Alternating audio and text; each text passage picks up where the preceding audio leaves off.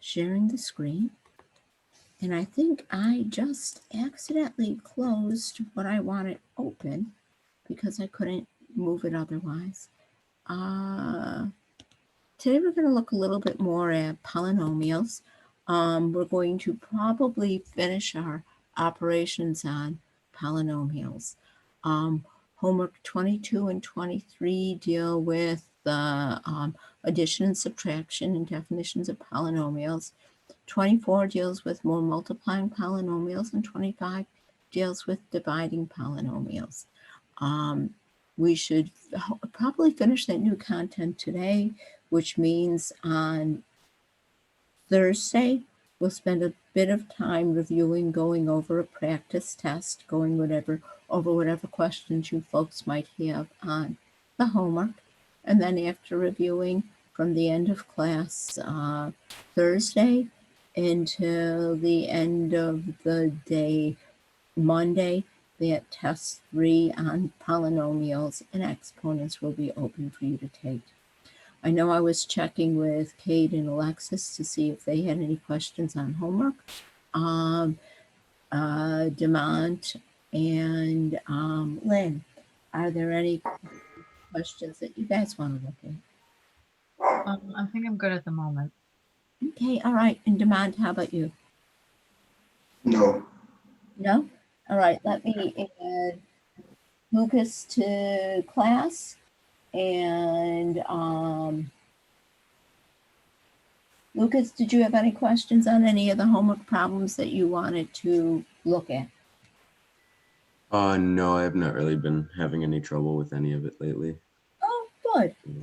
That's what I like to hear. Okay, so we had been looking at multiplying polynomials. And we broke it down into different types of multiplication.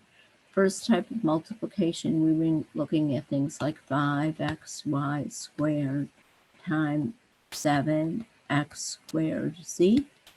And we said if we were going to multiply a single term by a single term, we were going to do something. Can anybody remember what we said we'd do with that? What should we do with the 5 and the 7? Multiply. Beautiful. And so that gives me 35. And now with the variables, we'll take the x times the x to the second, which will give us x to the third. The only y we have is the y squared. We're still multiplying by that. The only z we have is the z. We're still multiplying by that. So that would be our final answer. Is everybody comfortable with those? Yep. If so, then the next place we went was we took a monomial and multiplied by, a polynomial. Apologize.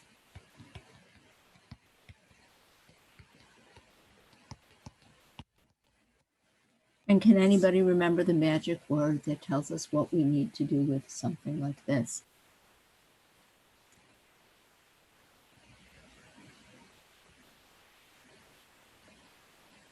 Begins with a D.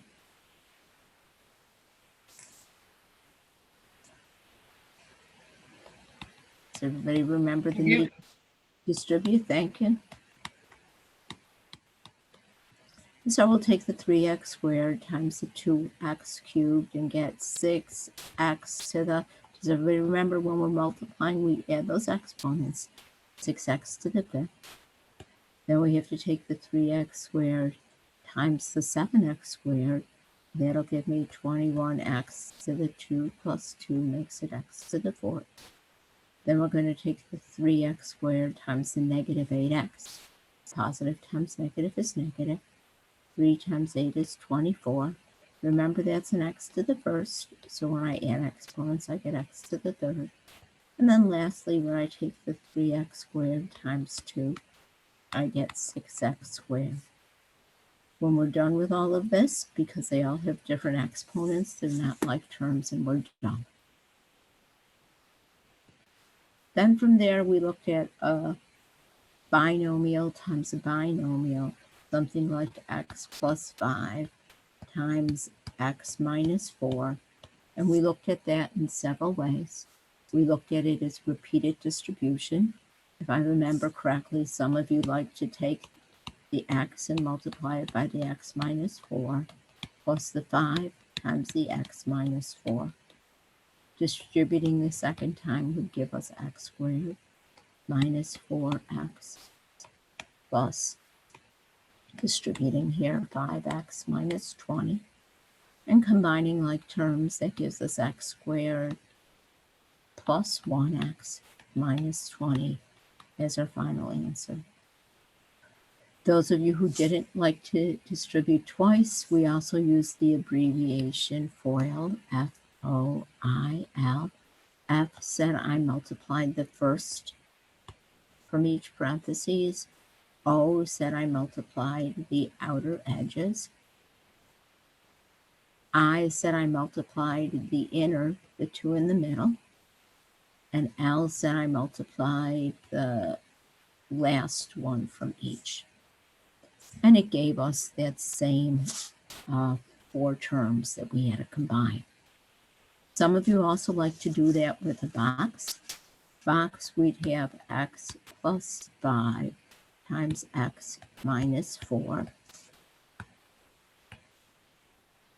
giving us x times x, x squared, x times positive 5 plus 5x, minus 4 times x, minus 4x, minus 4 times 5, minus 20, which again gives us those same 4 terms that we had before.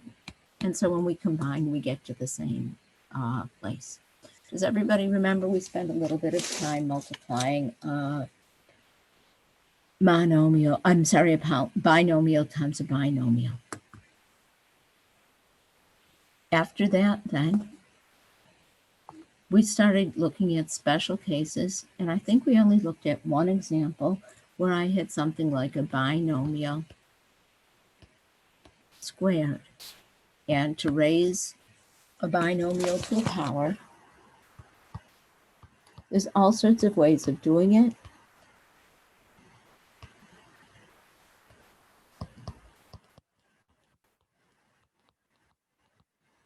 The way in which I think most students are most successful is to multiply it by itself.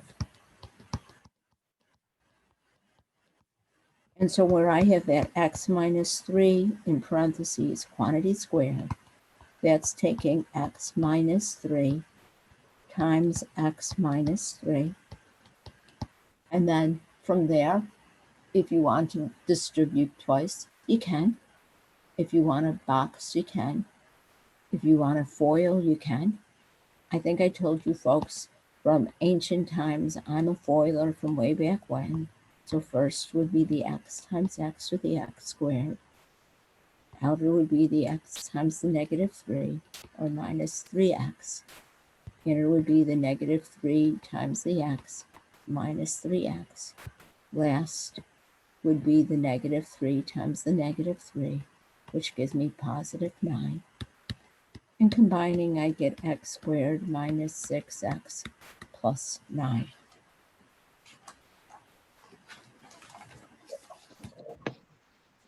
So, having seen that done out,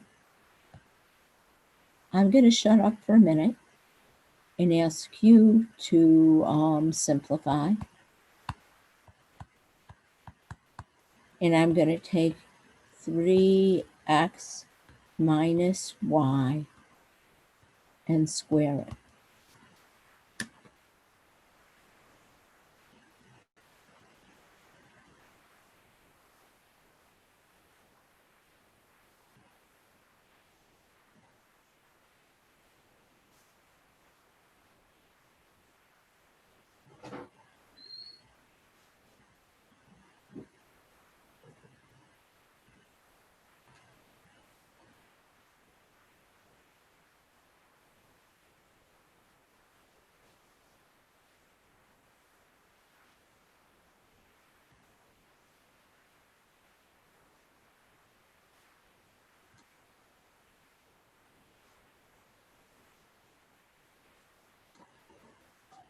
How are you folks doing? Are we ready yet, or do you want me to wait a minute? 1 second. Okay.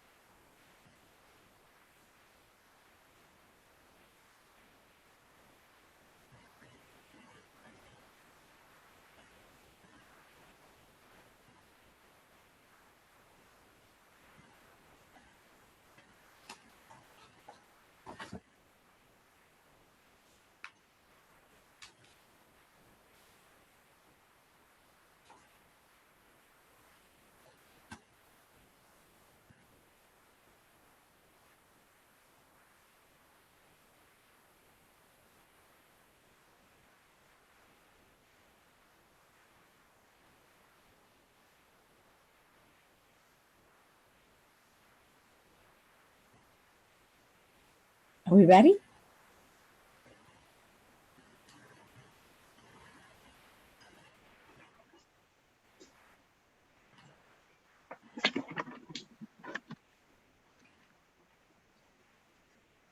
Did anybody get 9x squared minus 6xy plus y squared? That would come by taking 3xy and multiplying it by 3x minus y. Whatever method that you use, whether it's FOIL, repeated distribution, or box, you would have, whoops, would help if I wrote the right number. 3x times 3x is 9x squared. 3x times minus y is minus 3xy. Minus y times 3x is minus 3xy. Negative y times negative y is positive y squared. And those two middle are like terms that we need minus 6xy. How'd you folks do? Good. Now, if you're going through and you're doing these, and you use the help me solve this, in the help me solve this, they talk about squaring a binomial.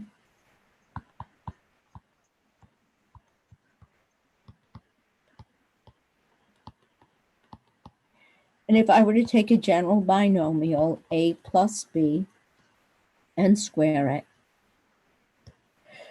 it, when I work that out, I'm going to do my scrap work down below. A plus b times a plus b. That gives me a times a is a squared. A times b is ab. Times a is b, ab. B times b is b squared. And so that gives me a squared plus 2ab plus b squared. And they give that to you as a pattern to memorize. They say, hey, wait a minute. That first term is the first term squared. That last term is the last term squared. And in the middle, what I have is I multiply the two terms and double it. So if I go back to that one that we just did, 3x minus y, quantity squared, using this pattern, it's the first term squared plus twice the product of the terms plus the last term squared, which would take you to the 9x squared. I apologize. That product should be negative. Minus the 6xy plus the y squared. And it takes us to the same place as the other. And it takes us there a little bit more quickly. But I've noticed that if you're trying to use this pattern, usually students are less successful than they are when they just go through and multiply it out by itself. It's up to you which you use. If you like to memorize a pattern, when you go through and use the help me solve it for the one squared, they'll tell you, okay, take the first one, square it, double the product, take the last one and square it. But again, I find most people are more successful if they just go through and FOIL it by itself. All right? Yep. Then we look at some other special products. And a special product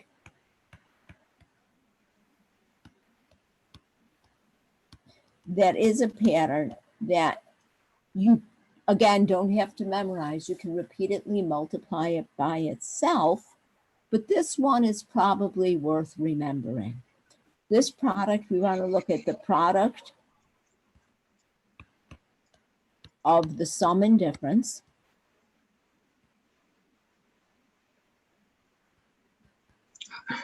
Dude, don't fucking ask me again. Could you watch your language, please, and mute yourself? Thank you. Of two terms.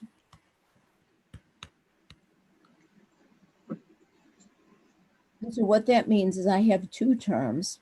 For lack of originality, I'll call them A and B. In the first one, I'm going to put a plus sign. In the second one, I'm going to put a minus sign. And so this would be the product of the sum and difference. A plus B times A minus B. First time we do this, let's multiply it out. A times A is A squared. Then outer A times negative B is minus AB. Then inner positive B times A is positive AB. Then last, B times negative B is negative B squared. Now we've got some like terms here. Negative AB minus AB plus AB. That's minus 1AB plus 1AB. When I add them, wouldn't they add to 0AB, which is just 0? And so we end up with A squared minus B squared. And that again is a pattern that I think is worth remembering. If I've got the same two terms, one's addition, one's subtraction, the product will always be the difference of the squares.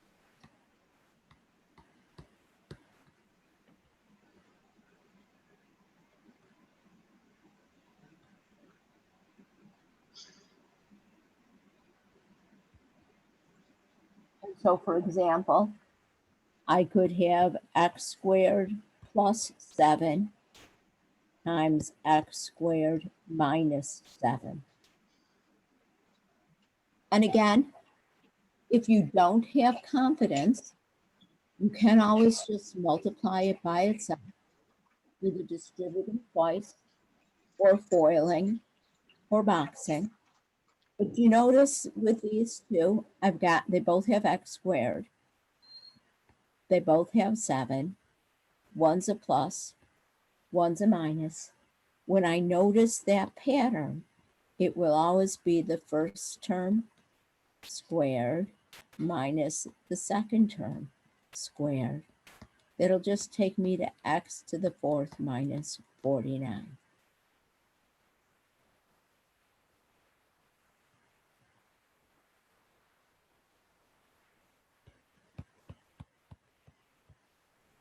Another example. What would I get if I take y minus 9 times y minus 9?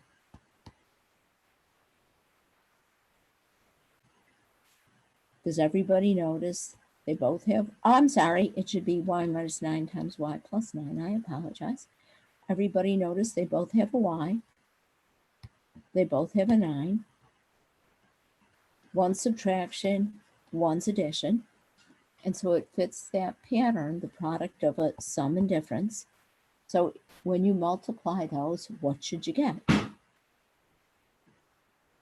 Anybody?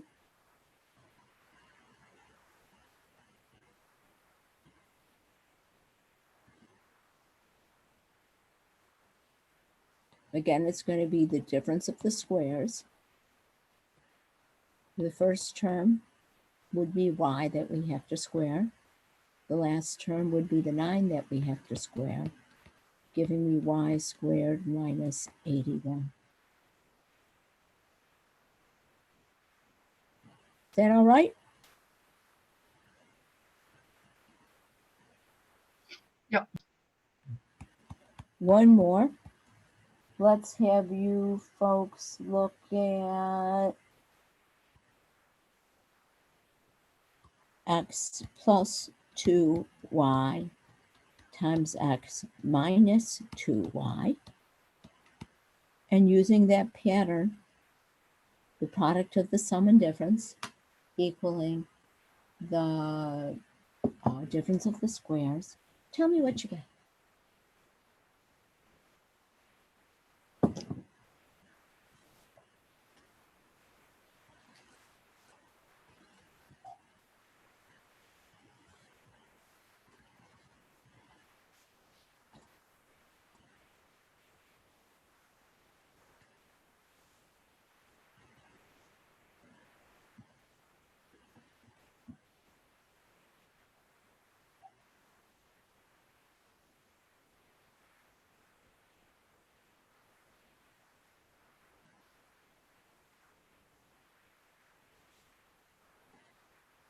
Anybody get anything yet?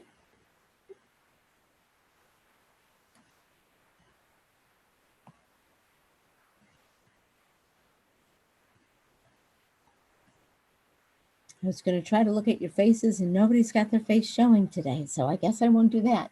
See how you're doing. Is it Anybody? just x squared? The first part would be x squared. Now, when you take that 2y and square it, don't you get 4y squared? And we'll have that minus sign in the middle. It's always the first term squared minus the second term squared when we have that sum and difference.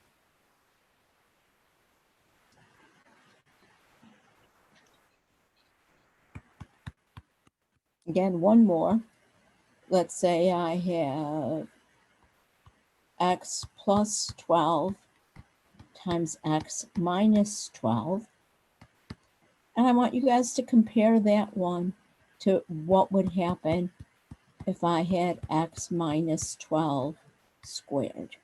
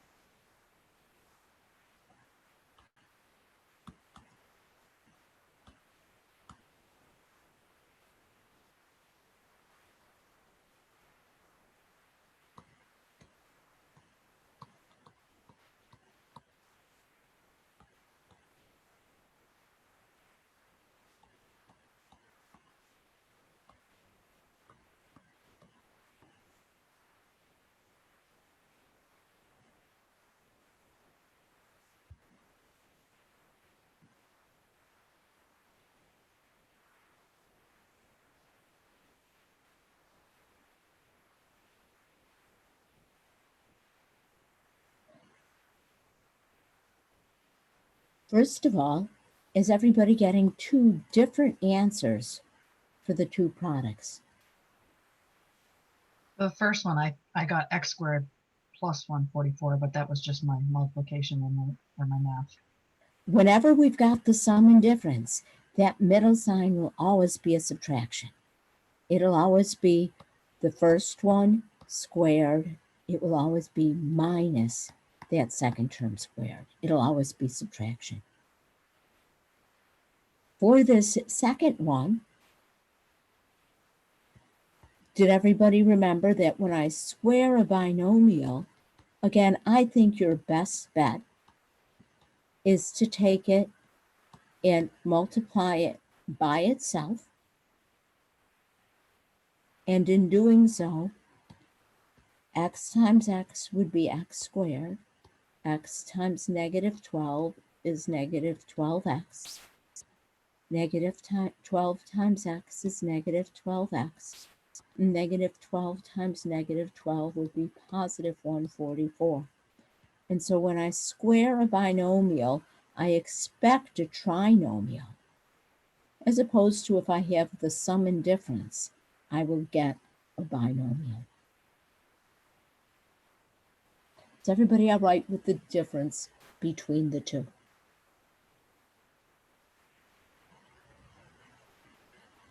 Yep. Okay, great.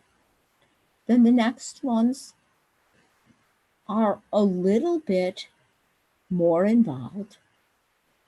This was multiplying a binomial times a binomial, and we looked at the special case of the sum and difference.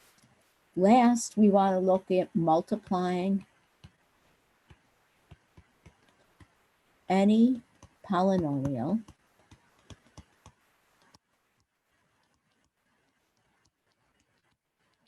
by any polynomial.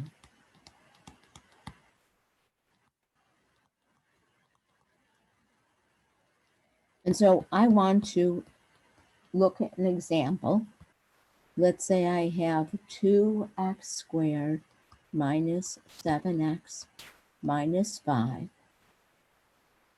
And I want to multiply it by 4x plus 3. And again, before we go through and do this, does everybody remember that if I've got them written right next to each other with no symbol in between, it's telling me to multiply? With this one, can I FOIL? Can I just do that first, outer, inner, last?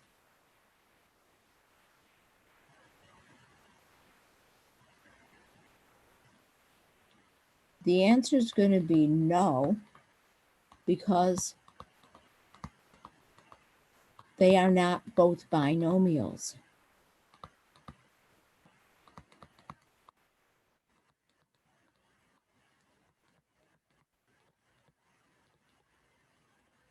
Because this first polynomial has 3 terms, I cannot FOIL. So with this one, where I have 2x squared minus 7x minus 5 times 4x plus 3, what we want to do is we want to use our repeated distribution.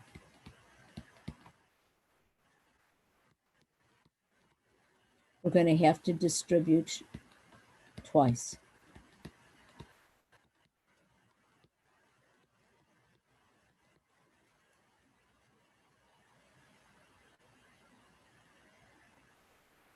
So we're going to have to take that 4x plus 3 and distribute it over the trinomial. So that gives me the 2x squared times the 4x plus 3. Then it gives me the minus 7x times the 4x plus 3. Then it gives me the minus 5 times the 4x plus 3. Everybody with me so far? Yep. Now we've got to distribute again. We've got to distribute the 2x squared to the binomial. Then we've got to distribute the minus 7x to the binomial. Then we have to distribute the minus 5 to the binomial. So this first one, 2x squared times 4x, gives me 8x to the third. 2x squared times positive 3 gives me positive 6x squared. Then we've got to take negative 7x times positive 4x to get negative 28x squared. Then negative 7x times positive 3 would give me minus 21x. Then we have to take the negative 5 times the 4x to give me negative 20x. And the negative 5 times the 3 to give me minus 15. Then we're going to combine whatever we can, like terms.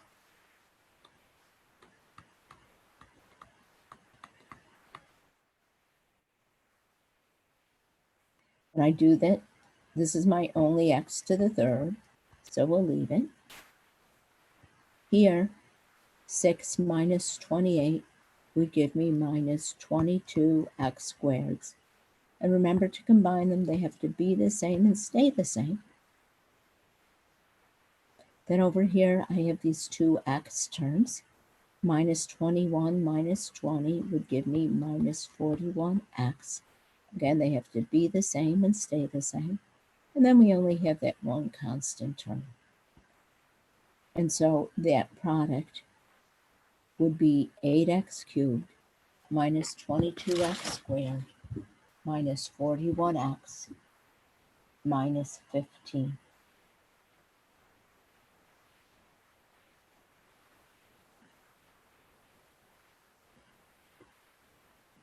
Let's look at another one. Let's look at, let's say, x plus 7 times x squared minus x plus 3.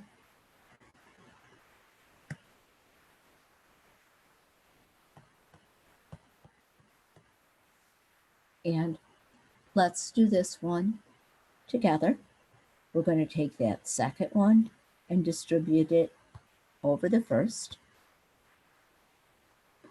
So that'll give me x times the trinomial, x squared minus x plus 3 plus 7 times the trinomial, x squared minus x plus 3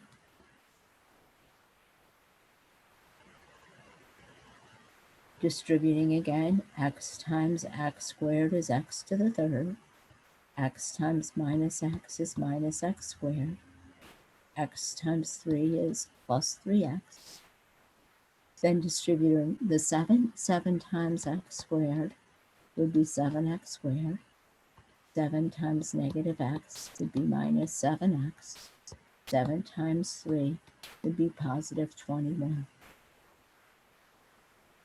This time our like terms aren't right next to each other, but we can still combine them. We only have 1x to the third. Then minus x squared plus 7x squared would give us minus 1 plus 7 is 6. Then 3x minus 7x, 3 minus 7 would be minus 4x. And then we have the 21.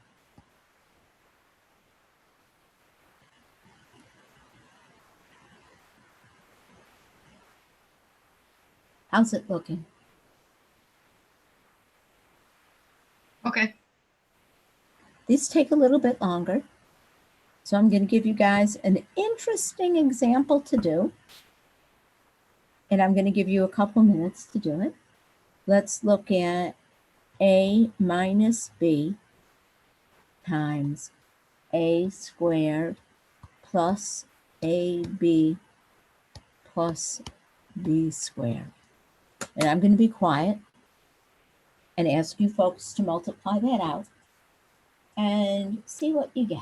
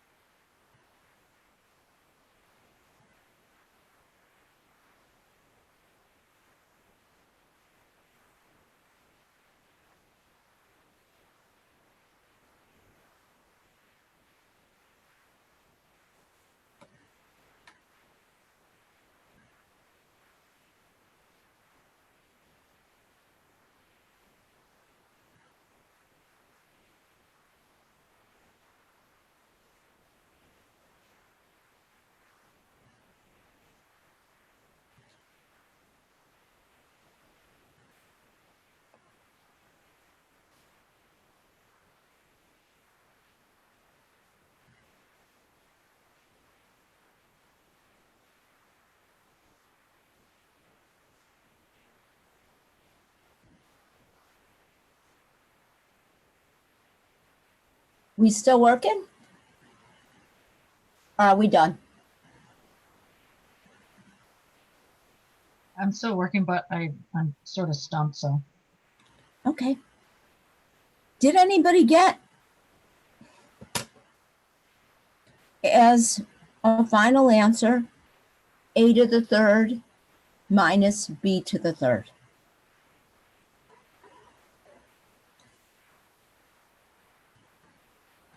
How am I going to get that?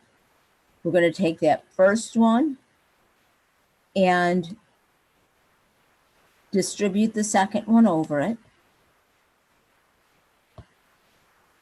So that's going to give me a times a squared plus ab plus b squared. And then second time we're going to get minus b times a squared plus ab plus b squared. To that point, did everybody do all right?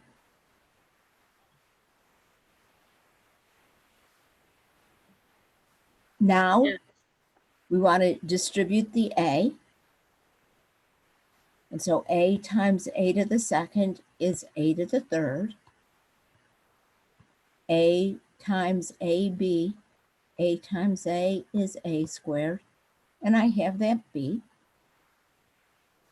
A times b squared. They're different variables. So to multiply them, I'm not going to change the exponents. I'm just going to write them next to each other. A times b squared. Now I'm going to do that same type of work again, but this time, instead of distributing a, I'm going to distribute negative b. Now, if I take negative b times a squared, if you want to, you can write that as minus b a squared. But most people, when they're multiplying, put the letters in alphabetical order. So I'm going to think of that as minus a squared times b. If I take negative b times positive ab, positive times negative will be negative. I have a, and then when I multiply the b by itself, I get b squared. And lastly, when I take the negative b times the b squared, negative times positive is negative. B to the first times b to the second. When I add exponents, I get b to the third. How does that line look for everybody? Okay. Now, when I try to combine like terms, it might be easier to see if we rewrite it with the like terms next to each other. This is my only a to the third. And then I have plus a squared b minus a squared b.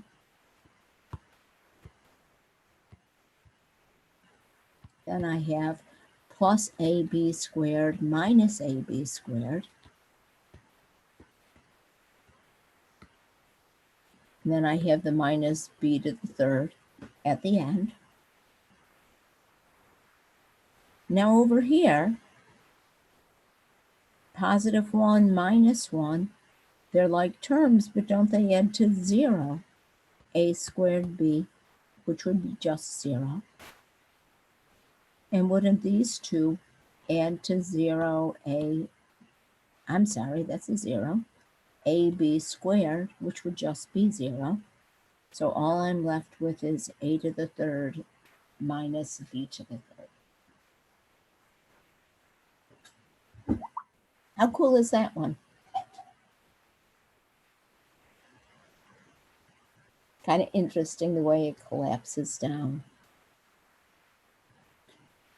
Let's have you folks just try one more of these.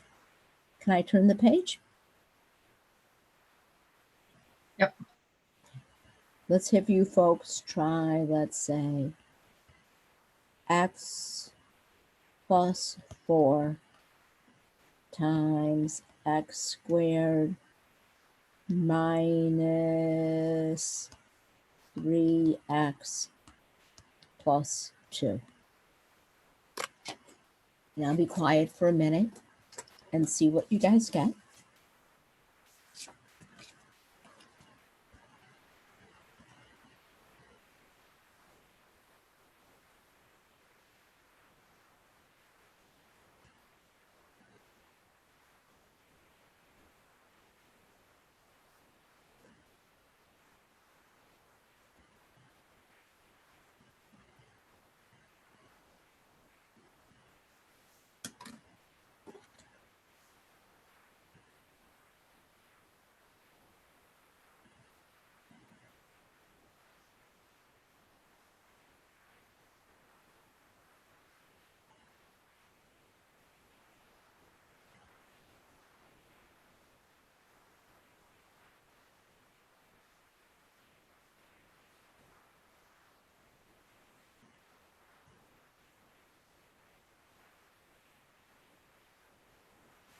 And let me know when you're ready to go over.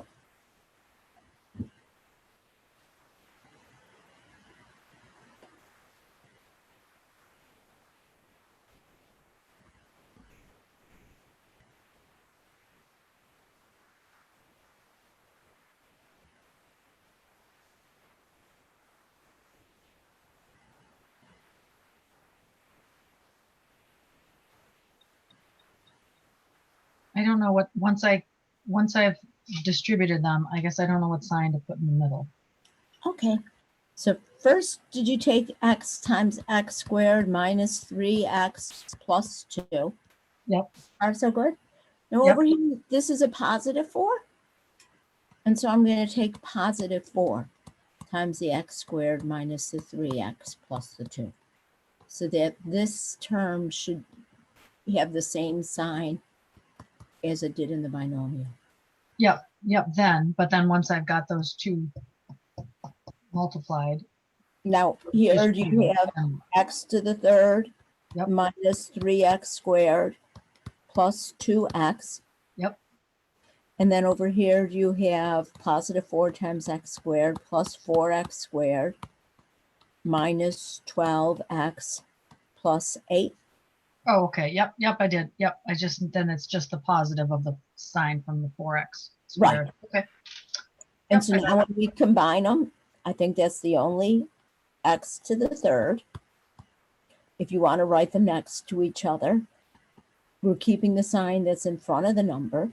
So that's minus 3x squared plus 4x squared. And those two would add to 1x squared or just x squared. We have positive 2x minus 12x. Positive 2 minus 12 would give me negative 10x. And then at the end, we just have that single constant 8.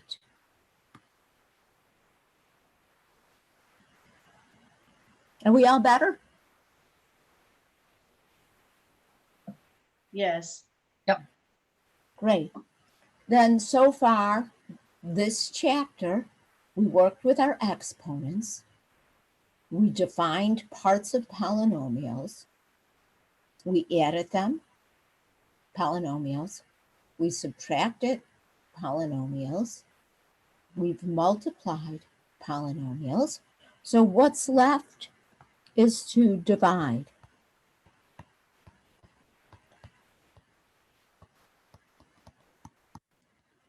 So let's look at the division of polynomials. And in this class, we're only going to consider one case. And we're only going to consider if we divide a polynomial, many terms, by a monomial.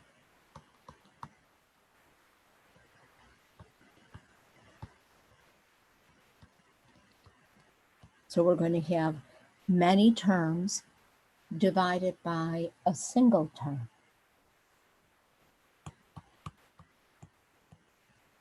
And so if I look at an example, usually division problems are expressed as fractions. So let's look at a pretty straightforward one. Let's look at 4n plus 10 divided by 2.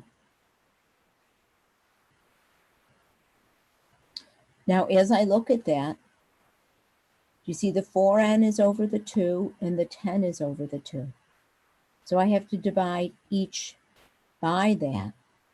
So I divide each term of the monomial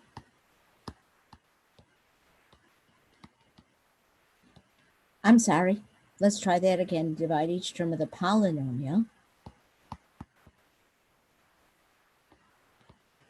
by the monomial.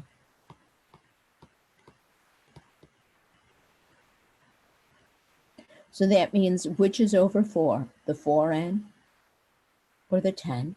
And the answer is both. And so I usually take the time to write it as separate fractions. And now I'm going to simplify each.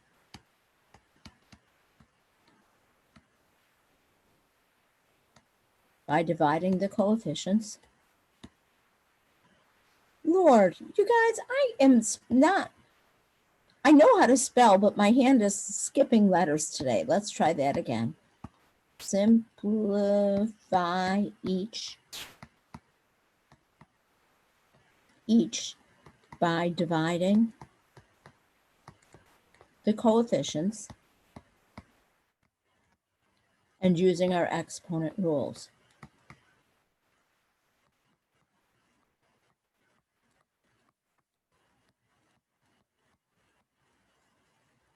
I guess with this one, I don't necessarily have to worry about my exponent rules because I just have a constant in the denominator. So if I were to take 4n and divide it by 2, I'd have 2n. And if I were to take 10 and divide it by 2, I'd have 5. And that, folks, would be my final answer.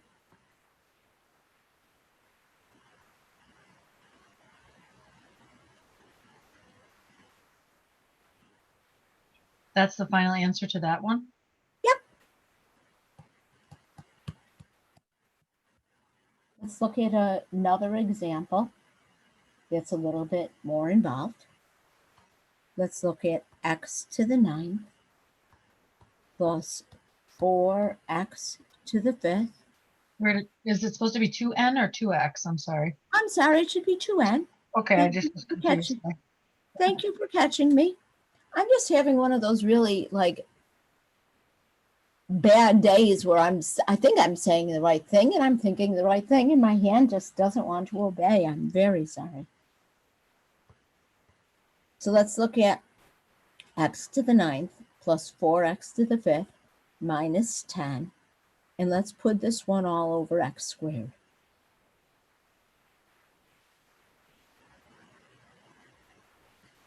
Now, because the whole thing is over the x squared, I have to think of taking that trinomial and dividing each of the terms by the x squared.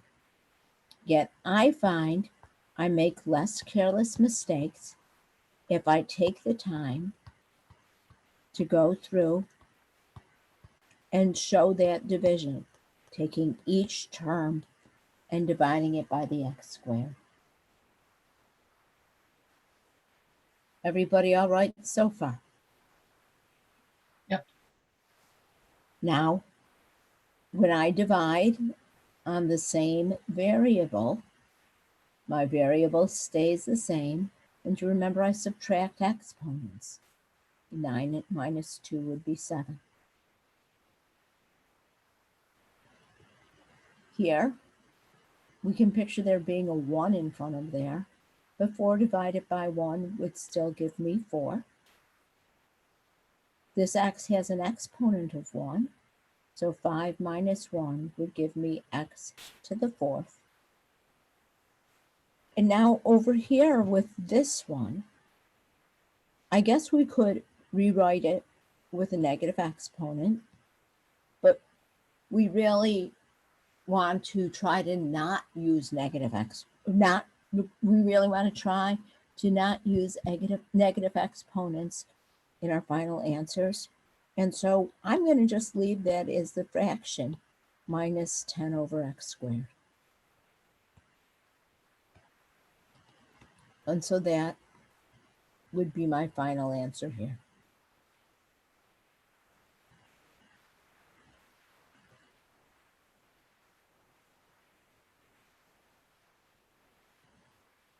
That one all right? Yep. Let's have you try this next example. Let's say I have 3x to the third plus 6x squared plus 9x, all divided by 3x.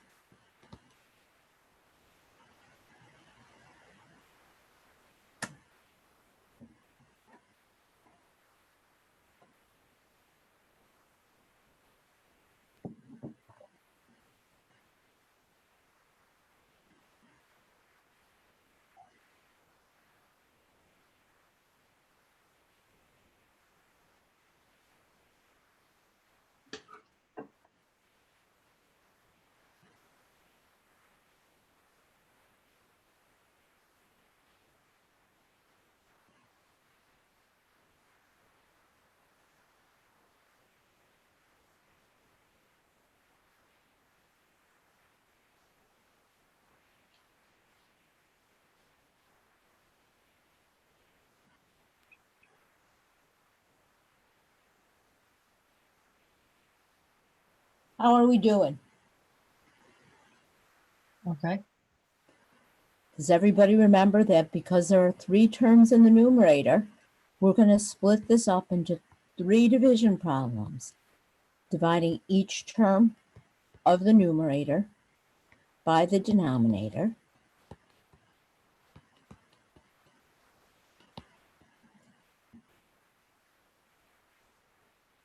First quotient, 3 divided by 3 is 1.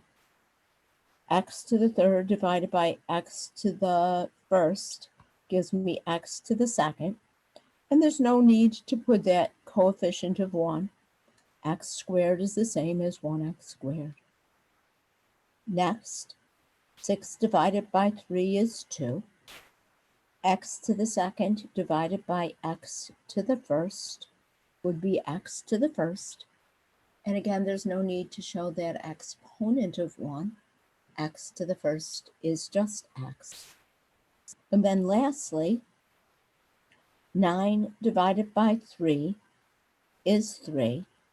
And over here, when I divide those x's, x to the first divided by x to the first, we could think of that as x to the 0. But remember, x to the 0 is just 1, so there's no need to write it. And we get x squared plus 2x plus 3. How'd you do? Good. Last one that we're going to look at is similar yet different. And it's one that, while initially it looks a lot simpler than the others, I frequently get careless mistakes on. So let's look at 4x squared plus 2x divided by 2x. And again, I'm going to be quiet and give you folks a minute, and then we'll go over.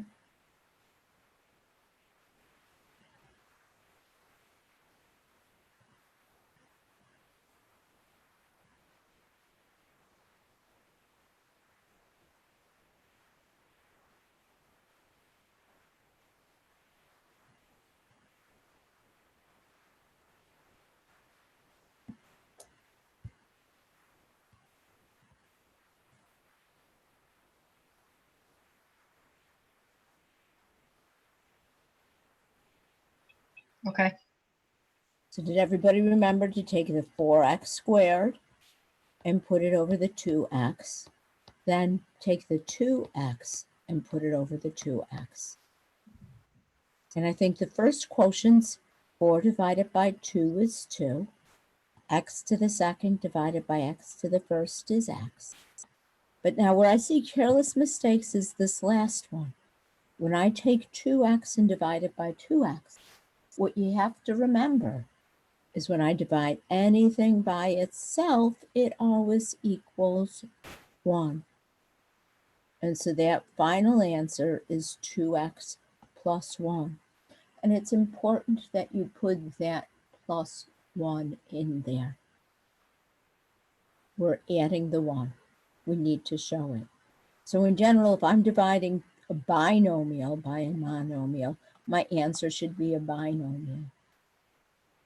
Up above, if I'm dividing a trinomial, 3 terms, by a single term, my answer should be a trinomial.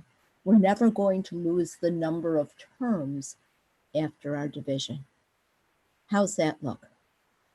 That was okay. You know what I did wrong is I was overthinking, I think, the 2x divided by the 2x, and I thought it was 1 plus x to the 0 to make it 1 plus 1.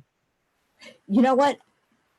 Thank you. I like the way you think, except that because these are being multiplied, it wouldn't be 1 plus x to the 0, but rather 1 times x to the 0.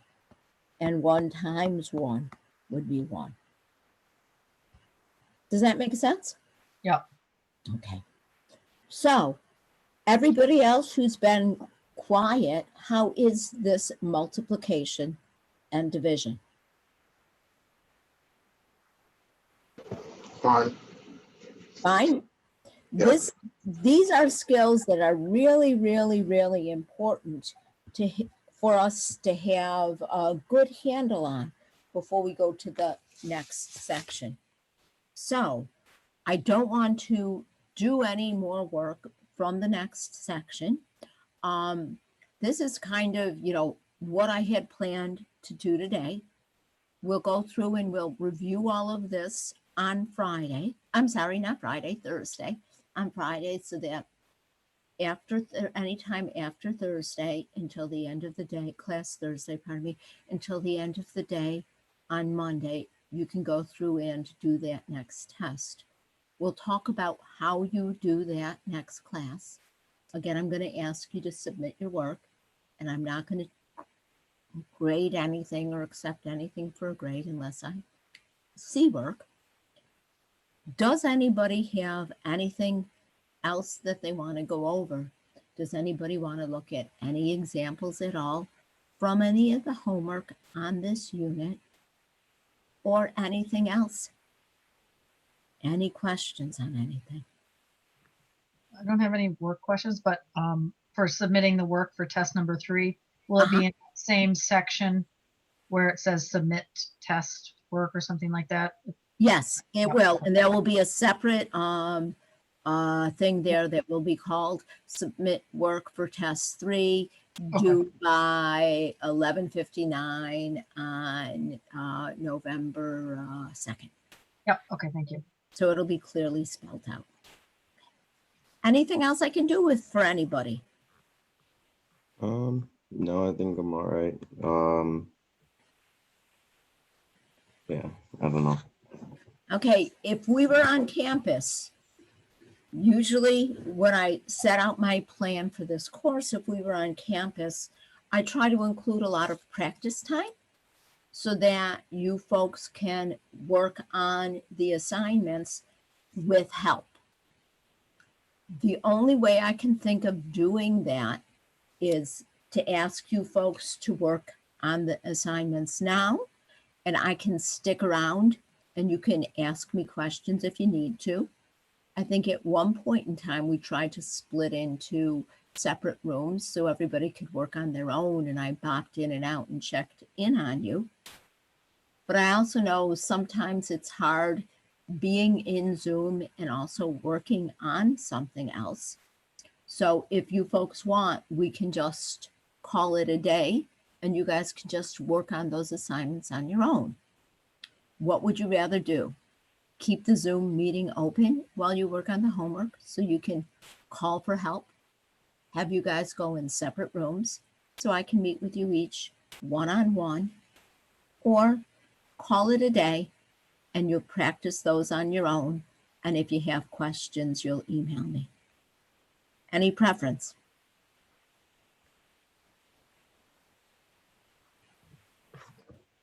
I don't really have any preference, but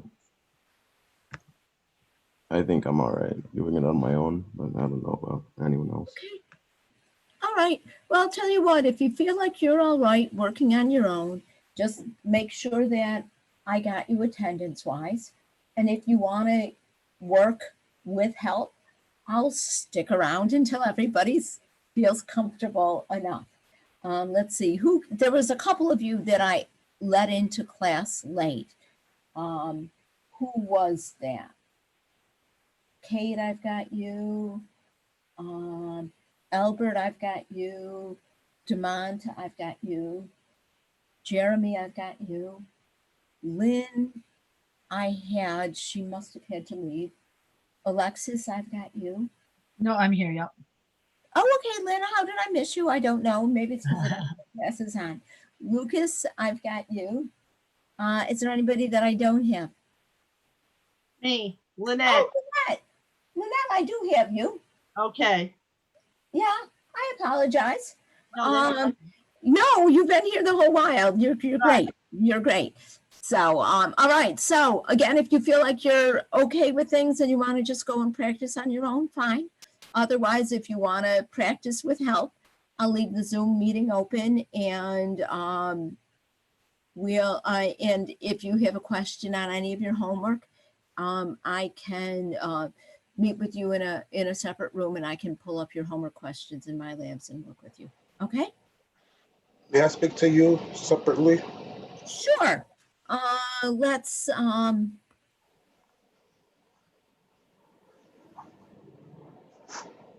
breakout rooms. We want to we'll assign everybody to their own room. And Demont, I will meet with you, and then if anybody else has something that they want, they can call me over, and I will, if you could join your breakout rooms. Do I have to hit?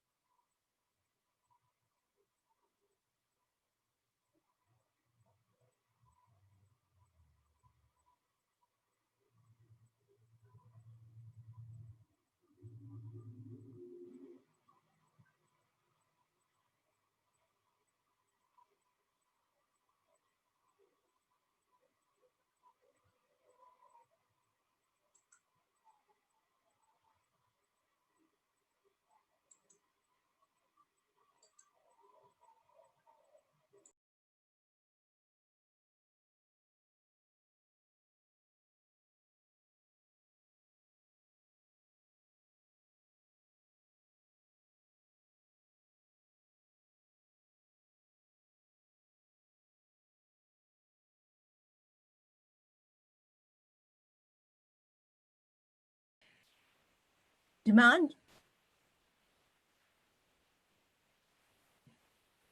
Did you want to meet with me?